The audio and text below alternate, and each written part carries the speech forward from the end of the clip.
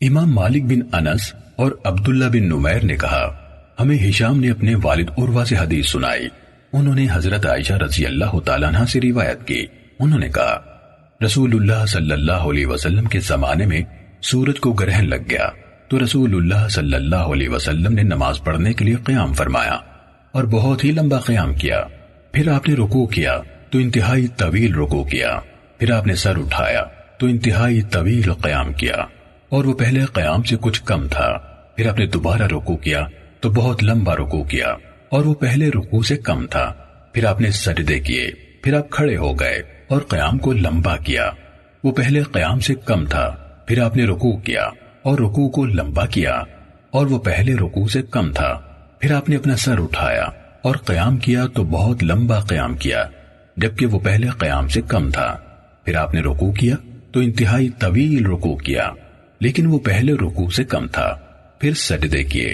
پھر رسول اللہ صلی اللہ علیہ وسلم نماز سے فارغ ہو کر پلٹے تو سورج روشن ہو چکا تھا اور آپ نے لوگوں سے خطاب فرمایا, اللہ تعالیٰ کی حمد و ثنا بیان کی. پھر فرمایا بے شک سورج اور چاند اللہ تعالیٰ کی نشانیوں میں سے ہیں, ان کو کسی کی موت یا زندگی کی وجہ سے گرہن نہیں لگتا. جب تم انہیں اس حالت میں دیکھو تو اللہ کی بڑائی بیان کرو, اللہ تعالیٰ سے دعا مانگو, نماز پڑھو اور صدقہ کرو. اے امت محمد صلی اللہ علیہ وسلم, کوئی نہیں جو اس بات پر اللہ تعالیٰ سے زیادہ غیرت رکھنے والا ہو کہ اس کا بندہ یا اس کی باندی زنا کرے. اے امت محمد, اللہ تعالیٰ کی قسم, اگر تم ان باتوں کو جان لو جن کو میں جانتا ہوں تو تم بہت زیادہ رو اور بہت کم ہنسو.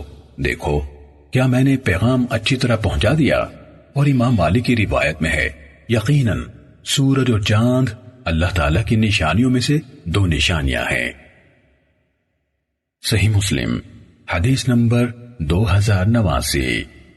حرملہ بن یحییٰ نے مجھے حدیث بیان کی. کہا مجھے ابن وہب نے یونس سے خبر دی.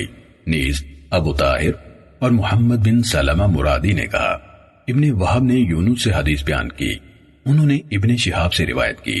انہوں نے کہا مجھے عروہ بن زبیر نے نبی اکرم صلی اللہ علیہ وسلم کی اہلیہ حضرت عائشہ رضی اللہ تعالیٰ عنہ سے خبر دی.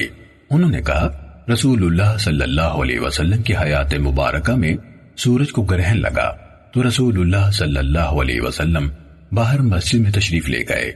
آپ نماز کے لیے کھڑے ہو گئے اور تکبیر کہی اور لوگ آپ کے پیچھے سب بستہ ہو گئے. پھر رسول اللہ صلی اللہ علیہ وسلم نے طویل قرات فرمائی. پھر آپ نے اللہ اکبر کہا اور ایک لمبا رکوع کیا. پھر آپ نے اپنا سر اٹھایا اور سمع اللہ لمن حمدہ ربنا ولک الحمد کہا. پھر آپ نے قیام کیا اور ایک طویل قرات کی. یہ پہلی قرات سے کچھ کم تھی. پھر اللہ اکبر کہہ کر طویل رکوع کیا. یہ پہلے رکوع سے کچھ کم تھا. پھر سمع اللہ لمن حمدہ ربنا ولک الحمد کہا. پھر سجدہ کیا اور ابو طاہر نے ثم سجدہ یعنی پھر آپ نے سجدہ کیا کہ الفاظ نہیں کہے. پھر دوسری رکعت میں بھی اسی طرح کیا حتیٰ کہ 4 رکوع اور 4 سجدے مکمل کیے اور آپ کے سلام پھیرنے سے پہلے سورج روشن ہو گیا. پھر آپ کھڑے ہوئے اور لوگوں کو خطاب فرمایا اور اللہ تعالیٰ کی ایسی ثنا بیان کی جو اس کے شایان شان تھی. پھر فرمایا سورج اور چاند اللہ تعالیٰ کی نشانیوں میں سے 2 نشانیاں ہیں. انہیں کسی کی موت کی وجہ سے گرہن لگتا ہے نہ کسی کی زندگی کی وجہ سے. جب تم انہیں گرہن میں دیکھو تو فوراً نماز کی طرف لپکو. آپ نے یہ بھی فرمایا اور نماز پڑھتے رہو یہاں تک کہ اللہ تمہارے لیے کشادگی کر دے. اور رسول اللہ صلی اللہ علیہ وسلم نے فرمایا میں نے اپنی اس جگہ پر ہوتے ہوئے ہر وہ چیز دیکھ لی جس کا تمہارے ساتھ وعدہ کیا گیا ہے, حتیٰ کہ میں نے اپنے آپ کو دیکھا کہ میں جنت کا ایک گچھا لینا چاہتا ہوں اس وقت جب تم نے مجھے دیکھا تھا کہ میں قدم آگے بڑھا رہا ہوں. اور محمد بن سلمہ مرادی نے آگے بڑھ رہا ہوں کہا اور میں نے جہنم بھی دیکھی, اس کا ایک حصہ دوسرے حصے کو ریزہ ریزہ کر رہا تھا. یہ اس وقت جب تم نے مجھے دیکھا کہ میں پیچھے ہٹا. اور میں نے جہنم میں عمر بن لحی کو دیکھا جس نے سب سے پہلے بتوں کی نظر کی اونٹنیاں چھوڑی. ابو طاہر کی روایت نماز کی طرف لپکوں پر ختم ہو گئی. انہوں نے بعد والا حصہ بیان نہیں کیا. صحیح مسلم حدیث نمبر 2091.